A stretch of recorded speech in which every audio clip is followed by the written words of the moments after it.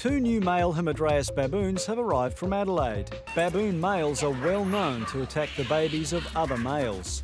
Rooster has been losing weight and has an infection that refuses to heal. The noisiest resident at the zoo, 5-year-old Siamang gibbon Iwani, is having to keep a lid on it for the first time.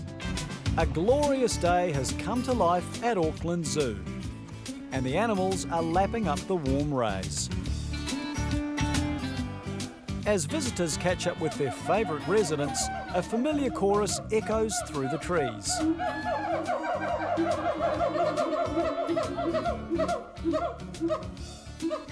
Veteran Siamang couple Itam and Iuri are spending the morning swinging around in their large rainforest exhibit.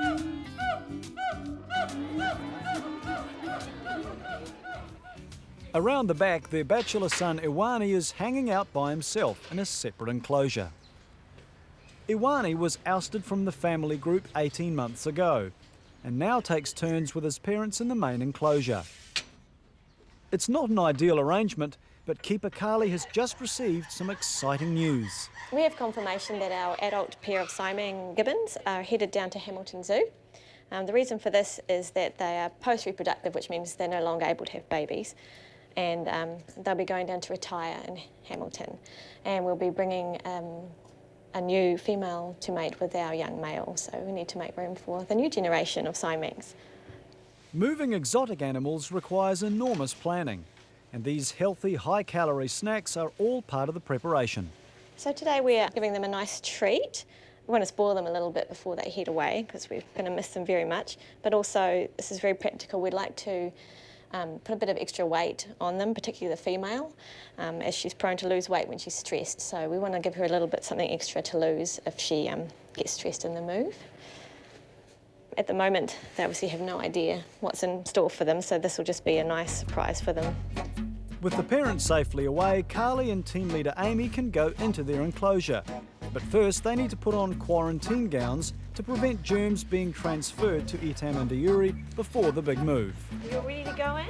Yes. Isn't there a treat? To find a good viewing place so the public can see as well. Yeah, up high.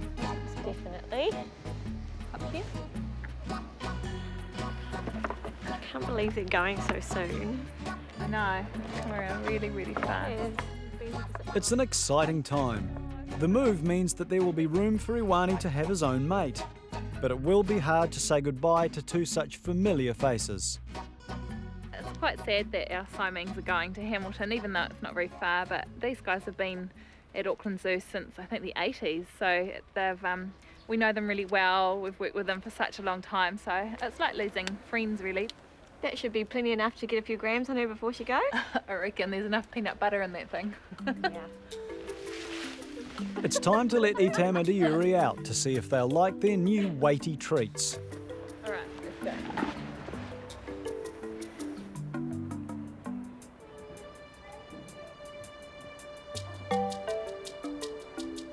As well as the Siamang cakes, Carly has also hung up 2 mop heads filled with dates and more peanut buttery goodness. And Dad Itam wastes no time checking out the shaggy intruders. I'm surprised they went for the mops first. I thought they'd be going for the big cupcakes. Yeah, me too. Oh, she's going for them. Yum. Yep, she likes it. It's really awesome watching them here, thinking it's going to be one of the last times that we sort of see them in this exhibit. They're such an awesome couple, like the old couple of the zoo. They've been here for 20 years. So it's just sort of mind-blowing to think they're not going to be here. It'll leave quite a big gap. It's really cool watching these two out here having a good time, but they don't know what's about to happen. We're about to upend their whole world. So it's going to be a big shock to their system to move to a new enclosure in a whole new town. It's going to be a bit sad on the day that they go. Definitely.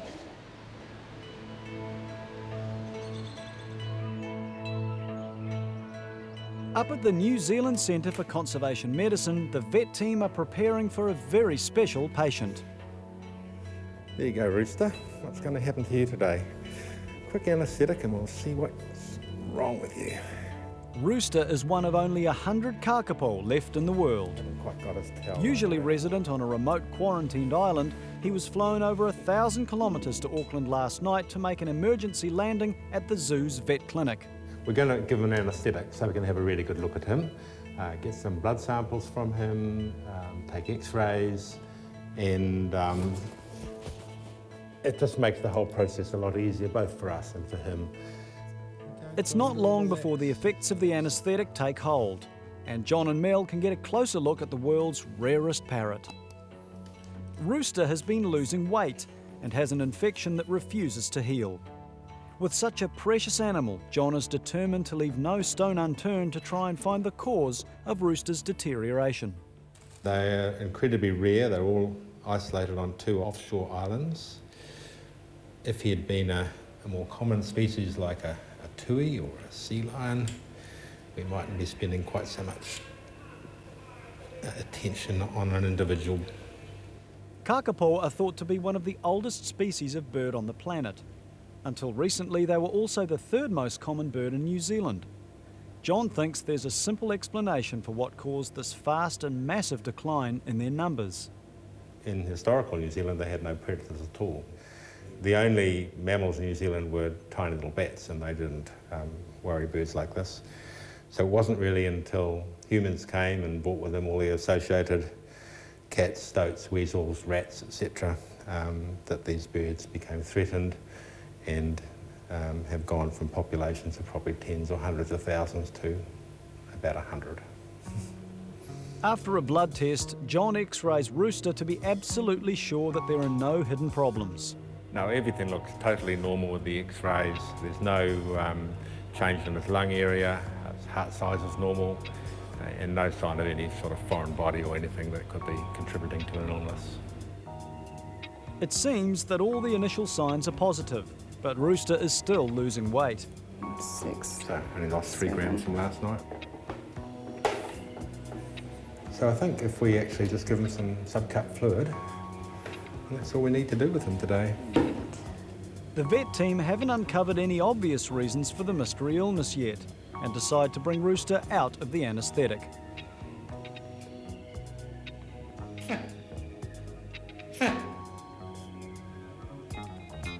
Feeling rather irritated, the big bird makes his feelings known.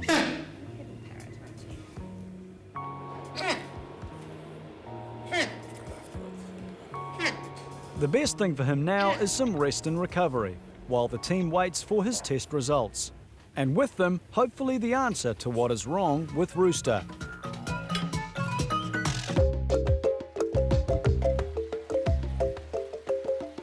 It's a perfect morning at Auckland Zoo, and baboon females Kito and Aisha are enjoying some quiet time with Aisha's new baby before the first visitors arrive.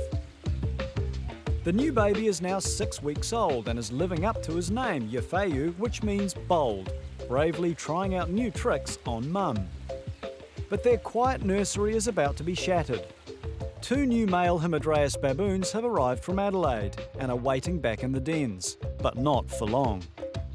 Today's quite a big day for us. We're going to be putting our female and male Rarest baboons together. I guess the most nerve-wracking part of this integration for us is the fact that Aisha, one of our females, does have a very young baby. He's only about 1.5 months old, so he's not really big enough to defend himself completely at this point. The keepers can't go into the enclosure if either of the new boys attack the baby, so they've arranged a special plan. If there is any problems, one thing that we can do is possibly try and get them inside again, and then obviously we've got control of the slides and things in there, so we'll try and separate them off if we need to that way as well. So we'll just see how it goes and judge it from what they give us pretty much. And we just stay here and... Baboon males are well known to attack the babies of other males, so everyone is on edge as the gates are opened.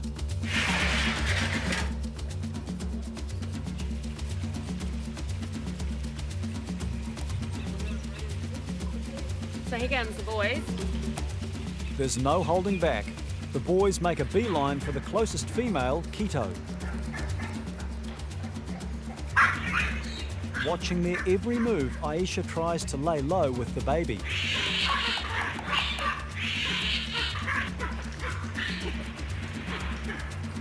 He's not trying anything. No.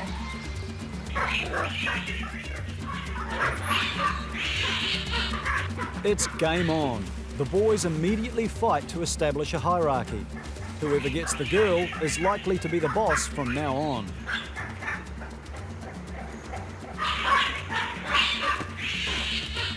Amazingly, amid the chaos, so far they haven't noticed Aisha or her baby. The smallest male, Wasaru, looks like taking the alpha male crown, but his rival, Afar, seems reluctant to admit defeat.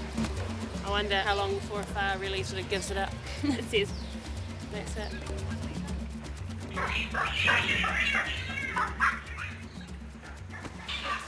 Sarah obviously isn't letting Keto go too far away from him to make sure that Afar doesn't get a chance with her. Yeah.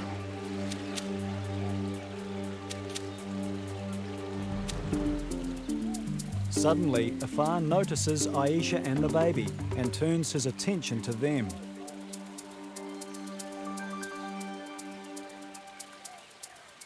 The keepers can only watch and hope he doesn't take out his frustrations on the defenceless baby. It's nice to see him near Aisha, but he's not trying anything on or trying anything with the baby, and she's nice and relaxed. And it may just be because he's still so young, he's only 4, that he sees her more as a mother figure and used to having babies around him rather than as a threat or something. Big relief that the baby has pretty much stayed out of the whole thing. And Aisha, she's just stayed out the way, but she's remained really calm and relaxed, and she's even let Yafeu, the little baby, crawl around a little bit as well, which gave us some heart palpitations, but she seemed fine with it. With the new hierarchy finally established, Afar seems content to leave mother and baby in peace and just enjoy being part of the new troop. At the moment it's all looking good, and I guess to be able to stand here and actually see 5 baboons out on display, it's been a long time coming for us, so it's quite a nice moment, and if we breed into the future, even more baboons out here on the exhibit, which will be great.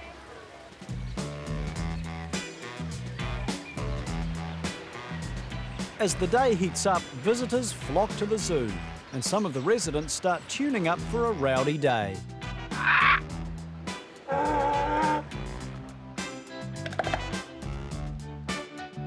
But the noisiest resident at the zoo, 5-year-old Simon Gibbon Iwani, is having to keep a lid on it for the first time. It's moving day for his parents, veteran couple Itam and Iuri. And senior keeper Christine is keen to make sure that Iwani doesn't foil their plans. Iwani's parents are going to Hamilton today, and they've got to get into a crate. It's sort of crunch time now for them to actually go down there. So I'm just basically distracting Iwani up here, keeping him nice and happy, nice and quiet. I suppose quiet's the key. Because if for some reason he makes a noise, starts calling, it's going to unwind this whole transfer. Itam and Iuri have been at Auckland Zoo for over 20 years, and saying goodbye isn't going to be easy for their keepers. They're such lovely animals. You can see Itam here, just a big marshmallow. We're going to miss them very much, but at the same time, looking ahead to the future, we're really excited about what that holds for Auckland Zoo Siamese. Hey. In the back of the dens, team leader Amy is setting everything up just like a normal training day, hoping that nothing will alert them to what's about to happen. My main anxiety today is that they won't actually go in the crate, although the training's been going really well on the day. Things can always happen. They might pick up on my nerves and not want to go in. So that's the main problem. Finally, the team has everything in place, and even Iwani seems to be doing his best to be helpful. Oh, you're a good boy. You're a good man. Thank you for being good. Thank you for being good, Iwani. And it all pays off. Itam and Iuri hop straight into their crate, just like any other training day. But this time the door is shut behind them. Yep, right. You're in. Yay! It was really nerve-wracking for us, but a big weight is off my shoulders now that they're in the crate, but I won't feel relaxed until they're out in their exhibit at Hamilton. Okay, let's get you going, guys.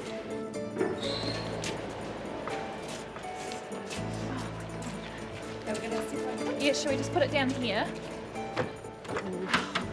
We'll get the partition. Watch your fingers, baby. Before Etam and Iuri can get onto the motorway, they have to be physically separated for their own safety. How's that? Yep, perfect. Slowly, slowly. Nice one.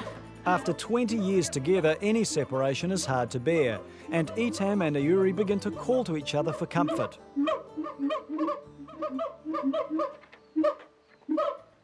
So the team move quickly to get on the road.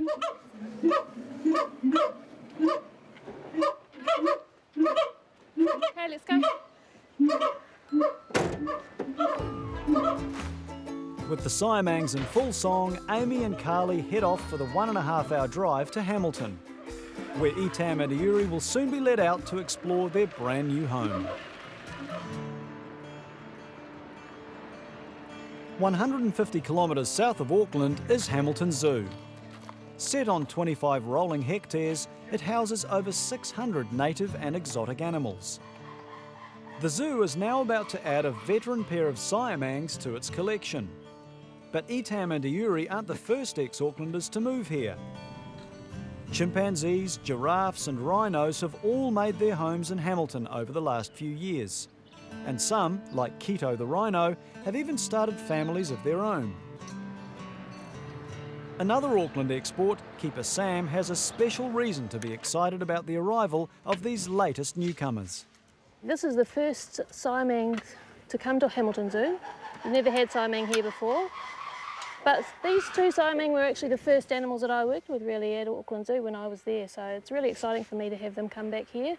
They were one of the first species that got me really excited about working in a zoo. So I'm very happy to see them. Back outside, Amy and Carly have arrived with Etam and Iuri, who are anxious to get out of their crate. Hello?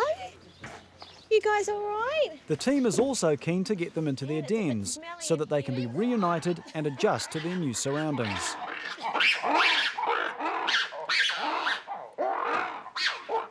Their new neighbours, some noisy black and white rough lemurs, are announcing their territory to the newcomers.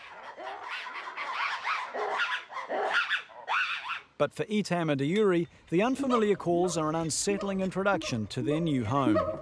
That one's out.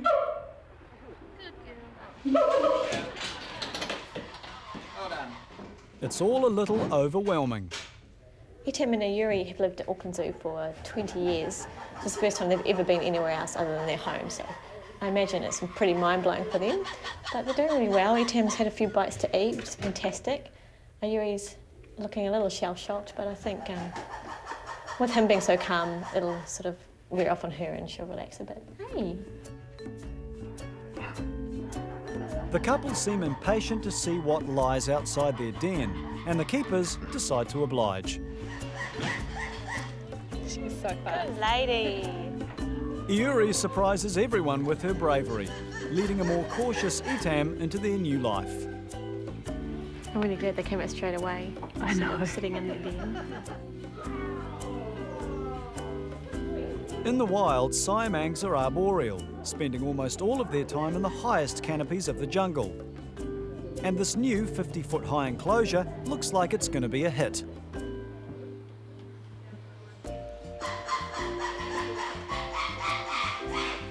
It's really nice that we can retire these guys to here because they've had a great life at Auckland and we've done heaps for them and we're great friends. But it's time to move on and bring Awani and his girlfriend in and start a new generation of Siamang. So yeah, I think we can leave here just really happy and relaxed that they're going to have a great retirement here.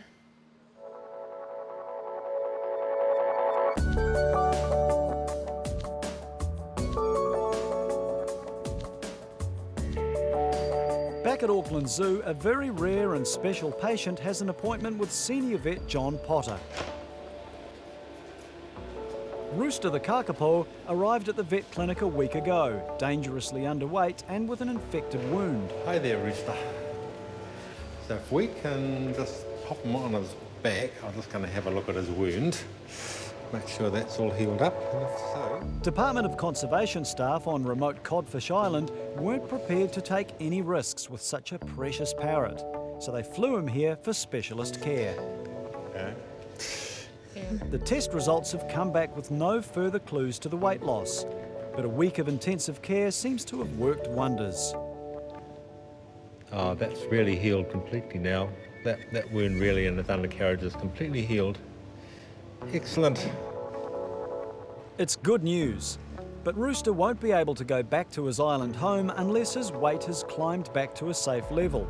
So it's back onto the scales. If you can just wrap that round his wing. It's all right, big boy. I know, you tell us all about it, Rooster. I've got him. Yep. Hop in there.